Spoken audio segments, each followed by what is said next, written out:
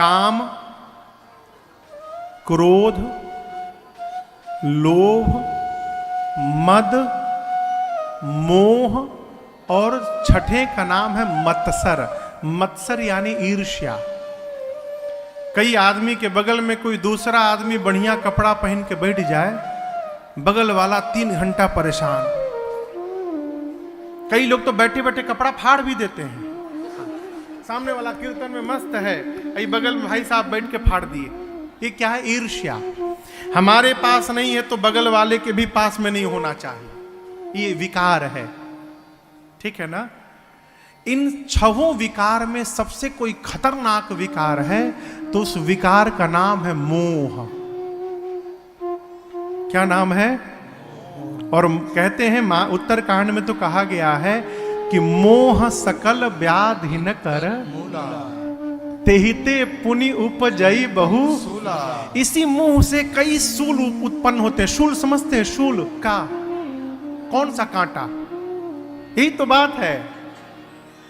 कौन सा कांटा को शूल कहा जाता है? वो कांटा जो पांव में चुभ जाए लेकिन दिखाई ना पड़े। कौन सा कांटा जो पांव में चुभ जाए लेकिन दिखाई ना पड़े, जब जब पांव रखते हैं तब तब पीड़ा दे, उस कांटे का नाम है शूल।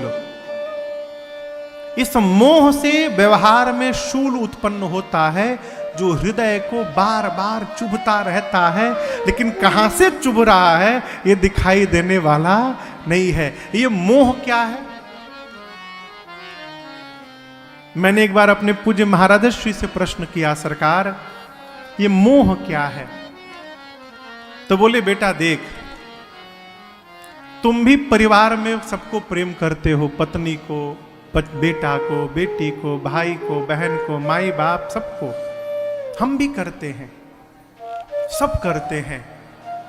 लेकिन जो ज्ञान के साथ प्रेम करते हैं वो प्रेम है, और जो अज्ञान के साथ प्रेम कर रहे हैं वही मोह है। प्रेम, मोह एक प्रकार का प्रेम है जो अज्ञानता में डूब के किया जा रहा है। अब आप कहोगे महाराज ये ज्ञान और अज्ञान पूर्वक प्रेम क्या है? तो इसका सीधा सीधा अर्थ समझिएगा। ये जो 3 परिवार है, श्रीमान पीडी गुप्ता जी, श्रीमान लक्ष्मी नारायण सेठ जी एवं श्रीमान सुनील गुप्ता जी, इन लोगों को क्या पड़ी थी रुपया में माचिस लगाने की? आप बताओ, क्या आवश्यकता थी यहां आप सबको लेकर आने की? यहां पर ट्रेन से मोबाइल में कथा सुन लेते, कहीं कथा हम गा रहे थे वहां जाके सुन लेते, यहीं आने की क्या आवश्यकता थी?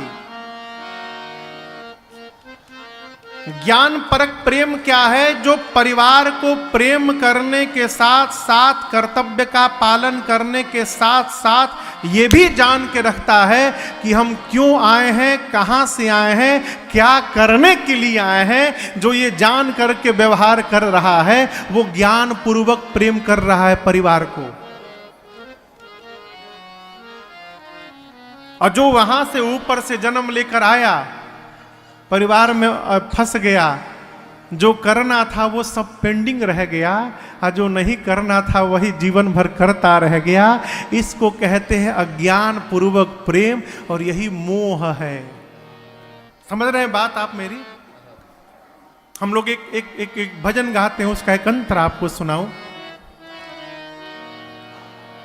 कहीं राम लिख दिया है, कहीं श्याम लिख दिया है, सांसों के हर सिरे पर, सांसों के हर सिरे पर तेरा नाम लिख दिया है, कहीं राम लिख दिया है, कहीं श्याम लिख दिया।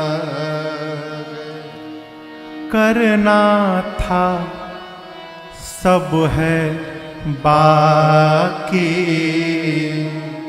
जो किया नहीं था करना। जन्म से लेकर आखिरी सांस तक जो करता आया उसमें से कुछ नहीं करना था, और जो करने आए थे वो अंतिम सांस तक पेंडिंग पड़ा रह गया। करना था सब है बाकी, और जीवन भर जो किया वो नहीं था करना। इस व्यवहार का नाम है मोह। आपको एक बात बताऊं, एक भगवान है देवहूति मैया के कपिल भगवान। कपिल भगवान हमारे गंगा सागर, कलकत्ता गंगा सागर में उनका मंदिर है। कपिल भगवान मां देवहूति के संतान है कपिल भगवान। तो कपिल भगवान ने अपनी मां देवहूति जी को सांख्य शास्त्र सुनाया। सांख्य सुनाया मैं अपनी मां को। तो उसमें कहते हैं मां, ये कपिल भगवान के श्रीमुख वचन है, भगवान के अवतार हैं वो। बोले मां, जब जीव अपनी मां के गर्भ में रहता है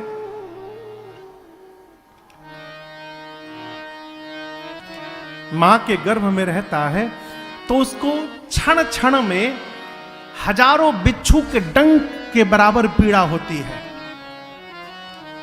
जब पीड़ा होती है तो छटपटाने लगता है। बाहर मां प्रसन्न होती है कि बेटा चल रहा है, बच्चा चल रहा है, वो चल नहीं रहता, उसको पीड़ा होती है, वो छटपटाता है। उसी छटपटाहट में कभी मूर्छित हो जाता है वो, तो 1 घंटे 2 घंटे हिलना बंद हो जाता है। मां परेशान होती, देखो चल नहीं रहा है वो। जब उस बच्चे का जन्म लेने का समय आता है तो कपिल भगवान कहते हैं, मां बच्चे के सामने गर्भ में, मां के गर्भ में बच्चे को भगवान दर्शन देते हैं। उस जीवात्मा को परमात्मा गर्भ में दर्शन देते हैं, और दर्शन देकर उस जीव को उसके 1000 जन्म दिखाते हैं। कितने जन्म? पीछे तूने कौन कौन सा शरीर धारण किया, उस शरीर में तूने कैसा कर्म किया, उसका फल क्या तुझे मिला, दिखाते हैं।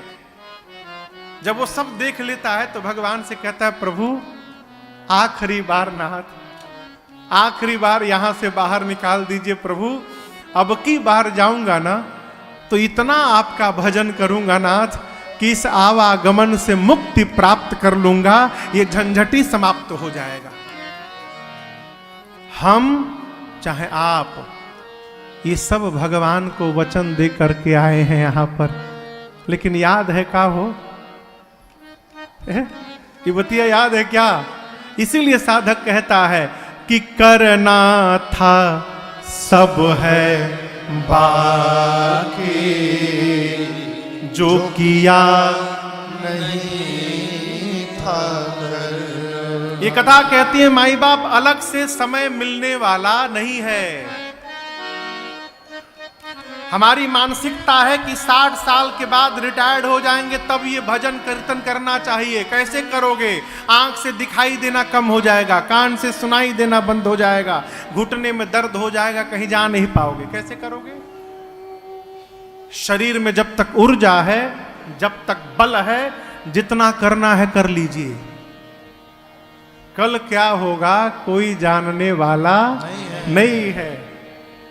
ये समझ लेना, ये मोह से परे हो जाना है। मोह क्या करता है? जीव को भगवान से दूर करके और जगत के व्यवहार में फंसा के रखता है। ये मोह का परिणाम है।